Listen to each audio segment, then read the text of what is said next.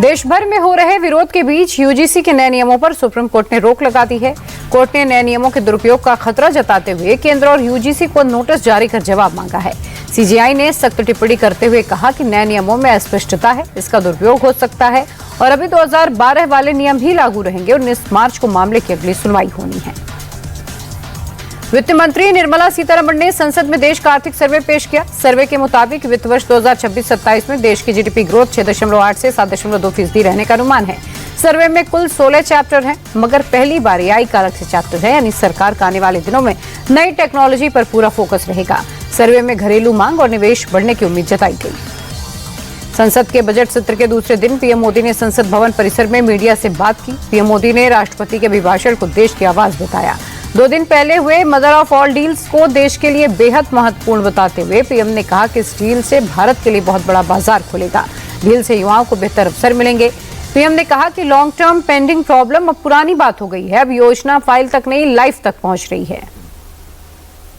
UP में शिक्षकों को योगी सरकार ने बड़ा तोहफा दिया। करीब 12 लाख शिक्षकों को कैशलेस इलाज की योजना की मंजूरी दे दी गई है।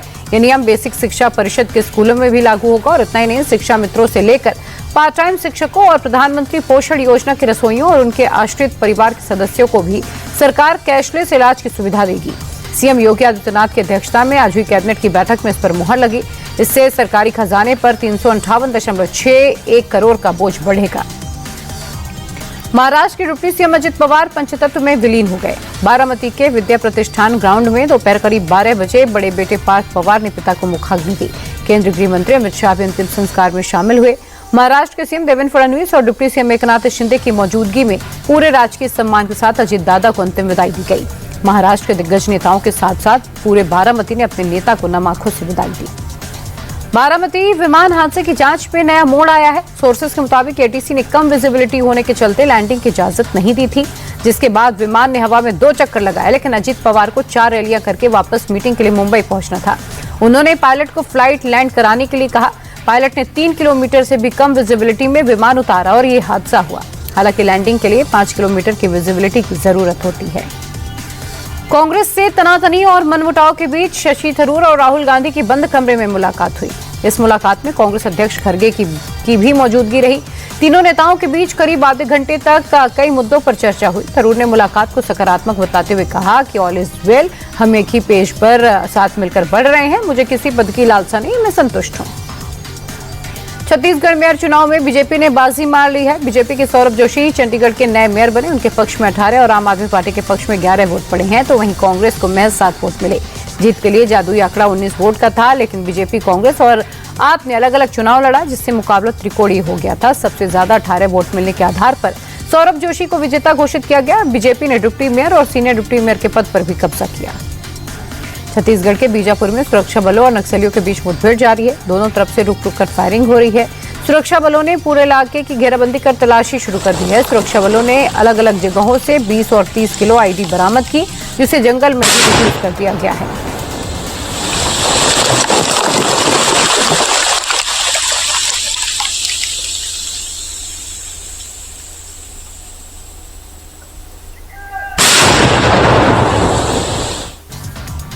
यूपी में अतिक्रमण के खिलाफ योगी सरकार का बुलडोजर एक्शन जारी है। अलीगढ़ में पिछड़ी जाति के हिंदू किसान की जमीन पर जबरन कब्जा कर बनाए कब्रिस्तान पर प्रशासन ने बुलडोजर कार्रवाई की। आरोप है कि सपा सरकार के दौरान किसान की जमीन पर कब्जा कर कब्रिस्तान बनाया था। तत्कालीन विधायकों के संरक्षण में वक्फ के नाम पर फर्जी कागजात तैयार कर जमीन हड़पी गई थी। जोधपुर में दिन दहाड़े किडनैपिंग का वीडियो सामने आने पर हड़कंप मच गया। वीडियो में यह दिख रहा है कि 4 लड़के एक लड़के को दिन दहाड़े पीछे से पकड़ते हैं। लड़के का कॉलर पकड़कर उसे धक्का देते हुए कार में बिठाते और सभी कार में बैठकर वहां से भाग जाते हैं। प्रत्यक्षदर्शियों ने यह बताया कि धारदार हथियार के साथ अपराधी और युवक को उठाकर ले गए। घटना के बाद मौके पर पुलिस पहुंची, लेकिन तब तक किडनैपिंग की वारदात को अंजाम दिया जा चुका था। जूनागढ़ में गिरनार जंगल के पास आधार सीमेंट फैक्ट्री से एक ऐसा वीडियो सामने आया जिसे देखकर किसी की भी सांसें थम जाएं। दरअसल कुत्तों के भौंकने की आवाज सुनकर जब फैक्ट्री का चौकीदार बाहर आया तो उसके सामने मौत का खतरा था। एक शेर कुत्तों का पीछा करते हुए फैक्ट्री के गेट तक पहुंचा। कुछ ही सेकंड के फासले से चौकीदार की जान बच गई। चौकीदार ने समझदारी दिखाते हुए समय रहते गेट बंद कर दिया, वरना उसे शेर का शिकार होने से कोई भी नहीं बचा सकता था।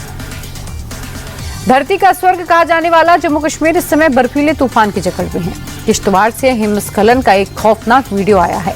वीडियो में पहाड़ों से तेज स्पीड में सफेद आफत गिरती नजर आई। फिलहाल किसी भी तरह के नुकसान की कोई खबर नहीं है। अवलांच के बाद से पर्यटकों के बीच दहशत फैल गई।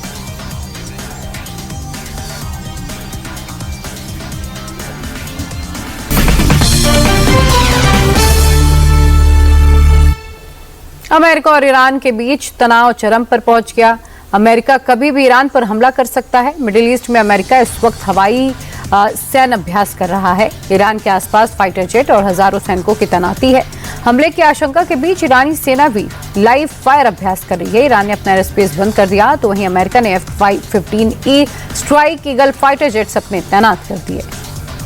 अमेरिकी प्रेसिडेंट डोनाल्ड ट्रंप ने एक बार फिर टैरिफ बम फोड़ दिया है। ट्रंप ने साउथ कोरिया पर 25% टैरिफ लगाया है। ये फैसला ऐसे समय आया जब दोनों देशों के बीच पिछले साल ही एक ऐतिहासिक फ्री ट्रेड डील पर सहमति बनी थी। सोशल मीडिया पर पोस्ट करते हुए ट्रंप ने लिखा कि कोरियाई संसद ने अब तक उस ट्रेड डील को लागू नहीं किया है जिस पर दोनों देशों के राष्ट्रपतियों के बीच सहमति बनी थी, और इसी वजह से अमेरिका अब ऑटोमोबाइल, लकड़ी, फार्मा और अन्य सभी रेसिप्रोकल टैरिफ पर 25% टैरिफ लगाएगा। अमेरिका के टेक्सास में नए H-1B वीजा जारी करने पर रोक लगा दी गई है। गवर्नर ने अगले साल मई तक H-1B कैटेगरी के वीजा जारी नहीं करने के आदेश दिए। पहले फेज में टेक्सास के सभी सरकारी दफ्तरों, यूनिवर्सिटीज में रोक लगेगी। गवर्नर के आदेश के करीब 15,000 भारतीयों पर इसका असर पड़ सकता है।